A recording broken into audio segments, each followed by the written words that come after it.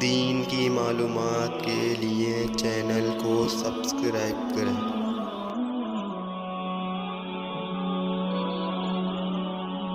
نحمده ونصلي على رسوله الكريم اما بعد۔ محترم ناظرین کرام، السلام علیکم ورحمۃ اللہ وبرکاتہ۔ ہمارے اس یوٹیوب چینل دین کی معلومات پر آپ حضرات کا خیر مقدم۔ آج کی اس ویڈیو میں ہم نماز کے واجبات کے تعلق سے گفتگو کریں گے۔ واجبات کا مطلب وہ چیزیں کہ اگر نماز میں وہ کوئی شخص جان بوجھ کے چھوڑ دے تو اس کی نماز ہی نہیں ہوگی، لیکن اگر کسی شخص سے وہ چیزیں بھولے سے چھوٹ جائیں یا بھولے سے مکرر ہو جائیں، ڈبل ہو جائیں یا آگے پیچھے ہو جائیں تو سجدہ سہو کرنے سے اس کی نماز ہو جائے۔ تو وہ چیزیں 14 ہیں۔ نمبر 1، فرض نماز کی صرف پہلی 2 رکعتوں میں اور فرض نمازوں کے علاوہ باقی تمام نمازوں میں، چاہے وہ نفل ہوں، سنت ہوں، واجب ہوں، تمام نمازوں کی ہر رکعت میں سورہ فاتحہ کا پڑھنا۔ سورہ فاتحہ کا پڑھنا کیا ہے؟ واجب ہے۔ اگر نہیں پڑھی تو نماز۔ نمبر 2، فرض نماز کی صرف پہلی 2 رکعت میں اور تمام نمازوں کی ہر رکعت میں سورہ فاتحہ کے بعد ایک بڑی آیت کا یا پھر چھوٹی 3 آیتوں کا پڑھنا۔ اور نمبر 3، سورہ فاتحہ کو سورت سے پہلے پڑھنا۔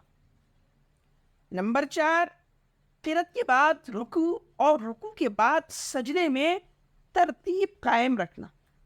نمبر 5، قومہ کرنا۔ قومے کا مطلب ہے رکوع کے بعد سیدھے کھڑے ہونا۔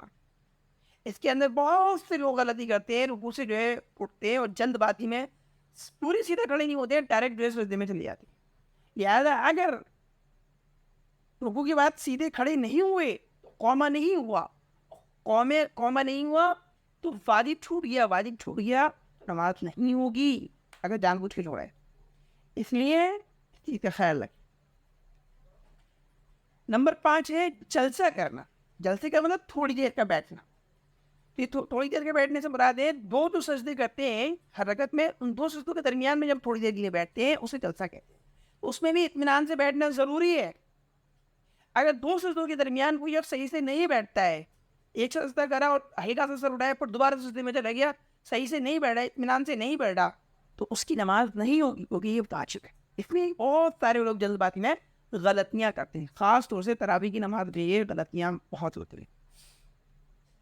یاد اگر کہیں حافظ صاحب جو ہے تراویح میں جلد بازی میں جو ہے اس طرح سے نماز پڑھ رہے ہو کہ وہ جلسہ اور قومہ صحیح سے نہیں ہو رہا ہو تو ان کو اس طرف توجہ دلانی چاہیے۔ نمبر 7 ہے تعدیل ارکان۔ تعدیل ارکان کا مطلب ہے رکوع اور سجدے کو اطمینان سے ادا کرنا، جلد بازی نہ کرنا۔ یعنی کم سے کم رکوع میں اور سجدے میں ایک مرتبہ سبحان ربی الاعلیٰ انسان کہہ لے، یہ تو آرام سے ہونا چاہیے۔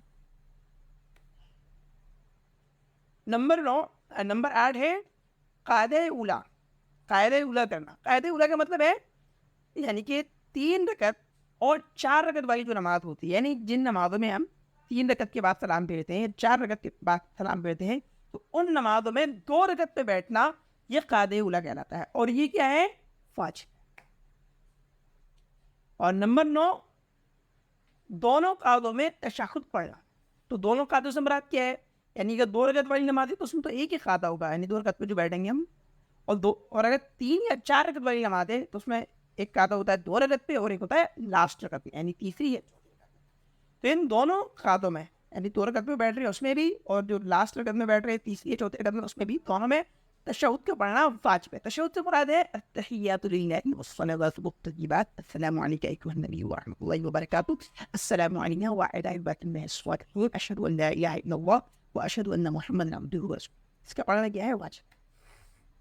نمبر 10، امام کو فجر، مغرب، عشاء، جمعہ، عیدین، تراویح، رمضان شریف کی فطر، ان تمام نمازوں میں زور سے قرأت کرنا، بلند آواز سے قرأت کرنا، یہ کیا ہے؟ واجب۔ لہٰذا اگر امام جو ہے ان نمازوں میں بلند آواز کی بجائے آہستہ آواز سے قرأت کرے گا تو سر تصور کرنا ہوگا اگر بھولے سے ایسا ہوا ہے تو.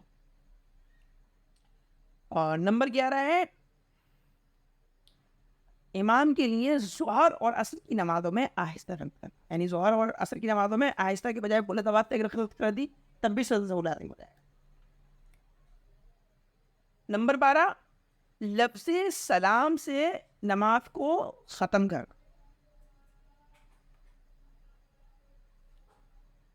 یعنی کہ نماز میں ختم کرنی ہے, ختم کرنی ہے لفظ سلام کے ساتھ. اور نمبر 13 ہے نماز فطر کی تیسری رکعت میں دعائے قنوت پڑھ. بہت سارے لوگ ہیں جن سے ملاقات ہوتی رہتی ہے, پتہ چلتا ہے کہ وہ ان کو 55 سے لے کے 55 ہو گئے لیکن دعائے قنوت ہی نہیں پتہ کہ کیا ہوتی. یاد ہے وطر کی تیسری رکعت میں جب ہم الحمد شریف اور سورت پڑھنے کے بعد دوبارہ اللہ اکبر کے ہاتھ اٹھاتے ہیں اور پھر ہاتھ باندھتے ہیں تو دوبارہ اللہ اکبر کے ہاتھ اٹھایا جاتا ہے, اس کے بعد دعائے قنوت پڑھنا ہے. اگر یہ ہمیں یاد نہیں تو ہمیں یاد کرنا چاہیے, اس کے بغیر وطر کی نماز نہیں ہوگی. یاد ہے جب تک کسی کو اگر دعائے قنوت یاد نہیں ہے تو اس کی جگہ ربنا آتنا پڑھ سکتے ہیں جب تک یاد نہیں, لیکن اس کی یاد کرنے کی کوشش کرتے رہنا چاہیے. بہت سے لوگ دعائے قنوت کی جگہ 3 مرتبہ قل ہو اللہ پڑھ لیتے ہیں, اس سے وطر کی نماز نہیں ہوگی. اگر دعائے قنوت کس کو یاد نہیں, دعائے قنوت کی جگہ 3 بار قل ہو اللہ شریف پڑھنے سے کام نہیں چلے گا, بلکہ اس کی جگہ ہم ربنا آتنا پڑھ سکتے ہیں, کیونکہ دعائے قنوت دعا ہے, دعا کی جگہ دعا ہی چلے. نمبر 14 دونوں عیدوں میں زائد تکبیر کرنا, یعنی جو عیدین کی نمازیں ہوتی ہیں عید الفطر اور عید الاضحیٰ. عید الفطر یعنی میٹھی عید, عید الاضحیٰ یعنی بقرہ عید. تو میٹھی عید اور بقرہ عید کی جو نمازیں ہوتی ہیں ان میں 6 تکبیریں کہتے ہیں نا زیادہ, 3 جو ہے پہلی رکعت میں ہوتی ہیں سبحانک اللہم پڑھنے کے بعد, اور 3 تکبیریں دوسری رکعت میں ہوتی ہیں رکوع سے پہلے. تو یہ 6 تکبیر جو زیادہ ہوتی ہیں عید کی نماز میں یہ واجب. اگر میں سے کوئی تکبیر چھوٹ جائے گی تو بھی سہو کرنا ہو. یہ 14 واجبات ہوئی نماز کے, ان کو یاد رکھ کریں, ان کا خیال رکھیں. ان میں سے اگر کوئی بھی چیز جان کے چھوڑی تو نماز نہیں ہوگی, اور بھولے سے چھوٹ گئی تو سہو کرنے سے نماز ہو جائے گی. یہ ہمیں معلوم ہونا چاہیے تاکہ ہم کبھی بھی ہمیں یہ چیز پیش آئے تو ہم سہو کر کے اپنی نماز درست کر سکیں. وآخر دعوانا الحمد للہ.